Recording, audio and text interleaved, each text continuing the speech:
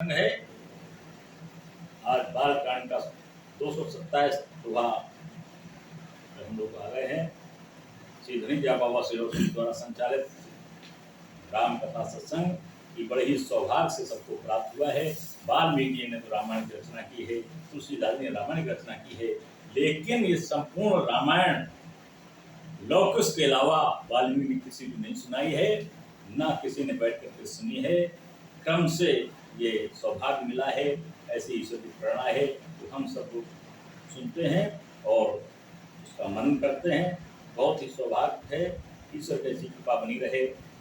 और इसका वास्तविक राम कथा के नाम से चैनल यूट्यूब में आप देख सकते हैं। कोई भी कहीं का भी प्रसंग इस रामचरितमानस का उसी दोहा के आधार पे और चरित्र कभी भी सुन सकते हैं। जब मन अशांत हो जाए, मन समझ में ना आए मुझे क्या करना है, उस समय श्री रामचरितमानस को दोहरा लेना। जो चरित्र ठीक लगे उसी को सुन लेना, सारे मनोरथ पूर्ण हो जाएंगे, सारे कष्ट का निवारण हो जाएगा। ऐसा सत्संग का प्रभाव है। आनंद कंद भगवान की बाग उतरो और बिलोक प्रभु हर से बंधु समेत, परम रम आराम बहु यह जो रामय सुख दे। इतना सुंदर बाग है, दोनों भाई बड़े ही प्रसन्न हैं। जो राम को प्राप्त करने पर सुख प्राप्त होता है, आज राम को उस बात को देख करके सुख प्राप्त हो रहा है। क्या लीला है भगवान की। चहु चितई पूछ मालीगन और लगे लेन दल फूल सहित मुदित मन। देखिए ये मर्यादाएं हैं। बाग में घूम रहे हैं, सबको देख रहे हैं, लेकिन कोई पुष्प नहीं तोड़ा राम ने, लक्ष्मण ने कोई पुष्प नहीं तोड़ा। माली से पूछते हैं, माली से बात करते हैं कि पुष्प का दल, कुछ पुष्प पूजन करने के लिए, गुरुदेव पर चढ़ाने के लिए, भगवान पर चढ़ाने के लिए मैं कुछ पुष्प ले लूं। माली से पूछते हैं, कहीं अवसर सीता तहाँ आई, गिरजा पूजन जननी पठाई। उसी समय सीता आ जाती है उसी बाग में गिरजा पूजन करने के लिए। और संग सखी सब सुभग सयानी, गावहीं गीत मनोहर वाणी। सुंदर सुंदर सखियां साथ में हैं, सुंदर सुंदर मनोहर गाने को गा रही हैं। आज गाने को सुन करके आवाज आती है बाग में, सर समीप गिरजा ग्रह सोहा, वरन जाए देख मन मोहा। गिरजा का मंदिर है, इसके पास में पहुंचती है, बहुत ही सुंदर है। मन मोह गया उस गिरजा मंदिर को देखते हुए। मत जनु कर सर सखन समेता, गई मुदित मन गौरी निकेता। स्नान ध्यान करके गौरी के पास सब पहुंचते हैं। पूजा कीन अधिक अनुराग, बहुत ही प्यास पूजा की है। निज अनुरूप सुभग बर मांगा, इतने अनुराग से पूजा की है और अभीष्ट बर मांगा है कि हमारे योग्य ही हमको बर मिले। और बर कौन सा मिले? जो सीता जी पहले राम को देख चुके, जिस समय भ्रमण करने के लिए गए थे, आज राम के लिए उन्होंने वरदान मांगा है। पूजा कीन अधिक अनुरागा, निज अनुरूप सुभग बर मांगो। वैसे तो चाहे ना भी मांगती, अगर पहले से विवाह तय हो, किसी के साथ विवाह होना है तो बर मांगने की आवश्यकता ही नहीं। लेकिन यहाँ तो धनुष के बीच में एक कारण था, धनुष टूटेगा कि नहीं टूटेगा समंजस था, इसलिए गौरी से विशेष अनुराग के साथ उन्होंने वरदान मांगा है कि इनसे ये इन्हीं से विवाह हो, यानी ये धनुष तोड़ लें। सारे सहयोग आपको करना है, इसलिए उन्होंने वरदान मांगा है। एक सखी संग बिहाई, गई रही देखन। एक सखी उससे निकल गई, बड़ी चंचल सखी थी, वो उन सखियों को छोड़ करके बाग में घूमने लगी। उसने देखा कि ही दो बंधु बिलो के जाई, प्रेम विवश सीता वहां। देखा वो दोनों बालक जो नगर में घूम रहे थे, आज वो बाग में घूम रहे हैं। तुरंत दौड़ करके आती है, सीता को बता रही है, दासु तसा देखी सखन, पुलक गात जलु नैन, कहु कारण निज हर्ष कर, पूछे सब मृदु बैन।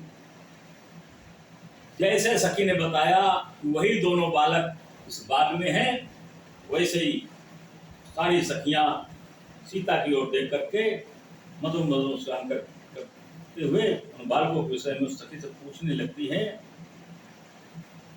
देखन बाग कुंवर दो आए, वह किशोर सब भांति सुहाए, श्यामल गौर किम कहिए बखानी, गिरा अनयन नयन बिनु पानी।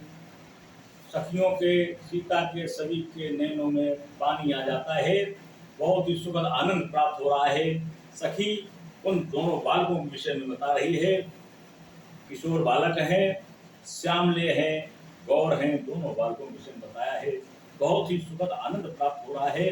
सुन हरसी सब सखी सयानी, सियहि अति उत्कंठा जानि सभी सखी बड़ी प्रसन्न है और सीता के मन की बात को समझ रही हैं कि सीता जी को पूर्ण विश्वास है कि यही हमको पति होकर के मिलेंगे।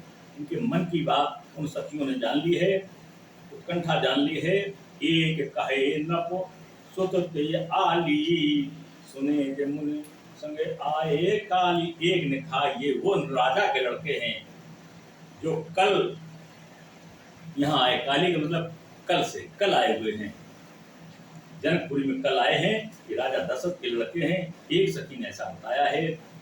जिन्हें निज रूप मोहनीय डाली, इन्हें सबस नगर नर नारी। जिन्होंने पूरी मोहनी इस नगर पर डाल दी है, आज सीता को भी मोहित कर लिया है। ये वही बालक हैं राजा के लड़के जो कल मुनि के साथ आए हुए हैं। एक सखी ने ऐसा समझाया है। वरना तच्छा जहाँ तहाँ सब लोग अवश्य देखन जोगु। कोई ऐसा व्यक्ति नहीं है जो उनको नहीं देखना चाहता है। सब उनको बड़े ध्यान से देखते हैं। जो जिस तरीके से देखना चाहता है उस तरीके से देख रहा है। तासु बचन अति सियहि सुहाने, और दर्श लाग लोचन अकुलाने। सीता जी ने जब सुनी उनकी प्रशंसा तो मन प्रसन्न हो गया, मन अकुलाने लगा, लेकिन कह नहीं सकती थी। दर्शन करने के लिए लोचन अकुलाने लगे सीता के। दर्श लाग लोचन अकुलाने, दर्शन करना चाहती थी लेकिन कह नहीं सकती थी। और सखियां भाव समझ रही थी सीता का। सखियों ने कहा चलिए अग्र कर प्रिय सख सोई, वेद पुरातन लखई न कोई। सखियों ने भाव समझा सीता का और सीता को आगे कर लिया और पीछे सखियां हो गई और दर्शन कराने के लिए राम के लिए आगे आगे चल देती है। अब समय अपनी गति पर है। फिर अगले रविवार को मिलेंगे, पुनः सत्संग करेंगे और सीता और राम का मिलन होगा। सीता को सखियां आगे करके ले जा रही हैं ताकि प्रभु राम के दर्शन हो। दोहा 228 तक आज सत्संग हुआ है।